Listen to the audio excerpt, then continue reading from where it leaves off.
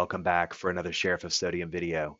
Today we're going to talk about a topic that's near and dear to my heart, budgetary gerrymandering. This video was inspired by a tweet that got a lot of attention about a week ago. It's from a physician who works in the Division of Hospital Medicine at the University of California, San Francisco, and she noted that ever since the first day she started working there, she's been told that her work doesn't bring in enough money to cover her salary. She goes on to note that the CEO makes a very generous compensation package. Like I said, this tweet got a lot of attention and different people saw different things in it. Some people took the opportunity to talk about corporatization of medicine and the ills of capitalism. Some people took the opportunity to point out, well, good hospitalists, maybe they actually save the hospital money. But when I see this tweet, the first thing that I see is I see a dear old friend of mine. I see, this is my friend, budgetary gerrymandering. Budgetary gerrymandering bears a certain resemblance to political gerrymandering, the practice of drawing election districts in a way that benefits the party in power. If you're unfamiliar with political gerrymandering or interested in the history, the origin of this term, I'll include some links in the notes. But basically, budgetary gerrymandering works like this. You start with an overall profitable enterprise, like a hospital. But you cleave up that complicated organization into a bunch of smaller pieces. Then, over each of those smaller pieces, those service lines or departments or divisions, over each of them you install some type of manager or chair or dean, someone who's responsible for keeping up with the books. And you provide an incentive structure that gives them rewards and punishments for keeping their books looking good. And then, and this is really the key part, you impose a very narrow view of the accounting. You make sure that the financial inputs that can be ascribed to a particular smaller division or department or service line, you make sure that the financial inputs only include those things that are undeniably revenue that was brought in by that service line or that division. You take a very narrow view of that because when you do, it allows you to engineer a system in which the majority of these small divisions will look like they're money losers. And you can squeeze them pretty hard because you can show them their narrow accounting books and say, look how much money you're losing. It allows you to be like this little red manager guy here. And when someone comes to you and says, "Gosh, I sure would like to have a raise this year or more money for my staff or something," you can look at their books and you can wring your hands and say, "Well, look, Doctor So and So, you only billed so much for your services, and your salary and your benefits and your overhead, they cost way more than that. Why, we're losing money on you. How could we possibly pay you any more?" And unfortunately, many physicians, especially academic physicians, when they hear this, they're shamed. They walk away with their hat in hands and tail between their legs, and they say, "Oh, sorry, Mr. Big Sir, I'm so sorry that I had the audacity to ask for more money when clearly you all are giving me this wonderful charity and letting me work here when I'm costing you money. I'm sorry, I won't speak up again."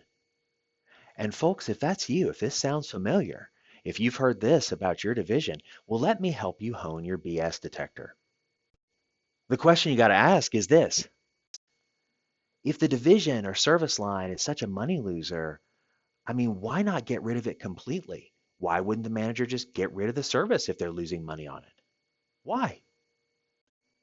Because the funny thing is that even though we claim that this service line is a money loser, maybe it's the emergency department, or maybe it's the pathology lab, or maybe it's something different altogether, usually it's being expanded. And returning to that original tweet, that's exactly the case at the University of California, San Francisco, where the UC Regents just approved a plan for a new hospital. They're going to have 400 new hospital beds.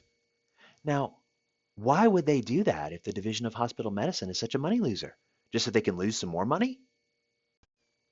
I'm going to let that hang in the air for a minute. I mean, really? The thing is, instead of considering the revenue and expense of the hospital medicine division in isolation, you've got to think about their financial impact on the hospital as a whole. Think about the medicines they order. Think about the labs they check. Think about the radiology studies that they request. And think about all the revenue for the hospital that enables. Think of the profitable divisions like procedural or ICU services and how the very existence of this purportedly unprofitable hospital medicine division enables the existence of those service lines. I mean, good luck running your ICU without a place to put patients when they don't need the ICU anymore.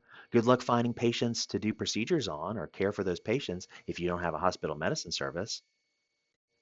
Think of the governmental subsidies and tax breaks that the hospital receives. I mean, most academic medical centers are nonprofits and they don't have to pay real estate taxes, but that's sort of predicated upon providing a certain amount of indigent care. So maybe you lose a few $1,000s here and there, but brother, you want to really lose some money? How about you give up your tax exempt status and start paying real estate tax for your prime real estate in the city of San Francisco? Think about the revenue they receive for training residents. Some of these windfalls would not exist if there was no medical inpatient service. So, to accurately quantify the real value of your hospital medicine division, or the emergency department, or nephrology or dialysis, or whatever else, you've got to honestly evaluate the counterfactual. What would the hospital's finances look like if that service didn't exist? That's the real question. And the answer to it provides the real value of that service. And in reality, most services that lose money, they're just loss leaders for an overall profitable enterprise. But the thing is, you can squeeze a lot more out of each of your divisions if you obscure that fact and you make it appear as though the compensation and resources that these little divisions are getting is being given as some kind of charity. Say what you want, but hospital executives are not dumb. They know not to throw good money after bad, and trust me, no employer is providing charity to their employees. To see whether a hospital service line is a financial winner or loser, it requires a full view of the books. And if that service is expanding, well, that tells you all you need to know. It tells you what the executives who can actually see the full picture, it tells you what they think in no uncertain terms. And folks, that's about all I have to say about that. Thanks again for listening.